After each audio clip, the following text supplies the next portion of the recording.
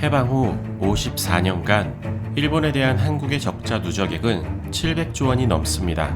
대부분의 무역 적자가 일본에만 집중되고 있는 상황인데요. 일본은 어느 한 해도 대한민국이 흑자를 낸 적이 없는 유일한 나라입니다.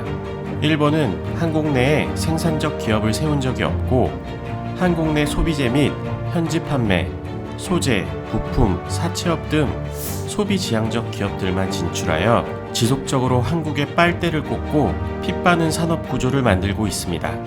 한국무역협회와 관세청의 수출입 통계에 따르면 1965년부터 2018년까지 54년간 우리나라의 일본 무역적자 누적액은 무려 6,046억 달러, 약 708조 원으로 나타났는데요.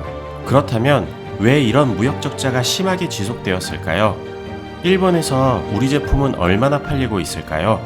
2017년 기준 현대기아차는 전 세계에서 700만 대가 넘는 판매량을 기록했는데요. 같은 기간 일본에서는 고작 11대의 자동차가 팔렸습니다. 이 수치는 모든 OECD 국가 중에서 가장 낮게 팔린 자동차 판매량입니다.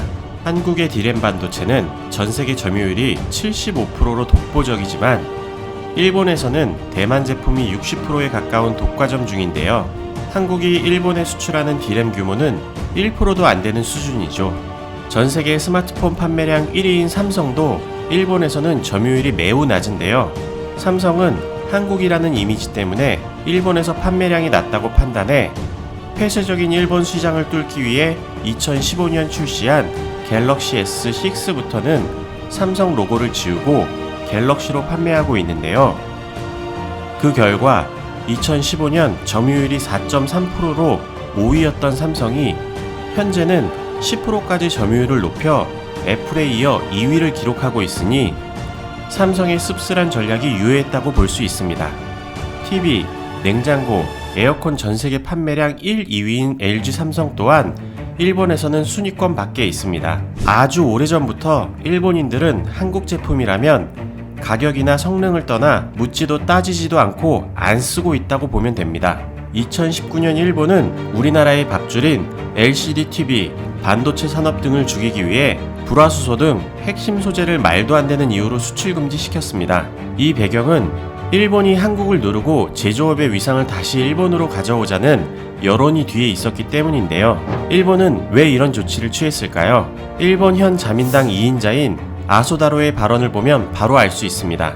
한반도 유사시 난민 10만 명이 예상된다. 이때 자위대를 출동해 모두 사살할 것인가 생각해야 한다라는 비인류적인 말을 공공연히 했고, 이런 한국의 적대적인 행동을 하는 자민당의 인기는 하늘을 찌를 듯 올라갔습니다.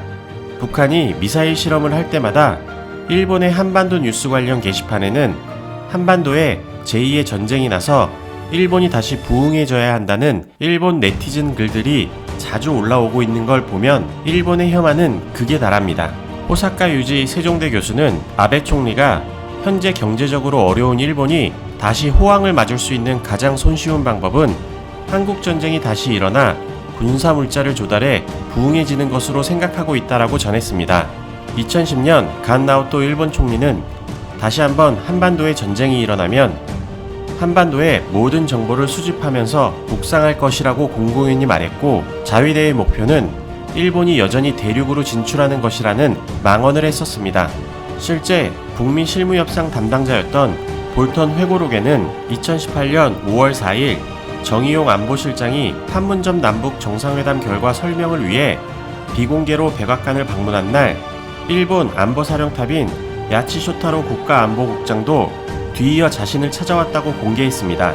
볼턴은 야치 국장이 서울에서 나오는 행복감을 맞서고 반대하고 싶어 했다며 남북의 평화기조에 대한 일본 측의 불편한 심기를 전했습니다.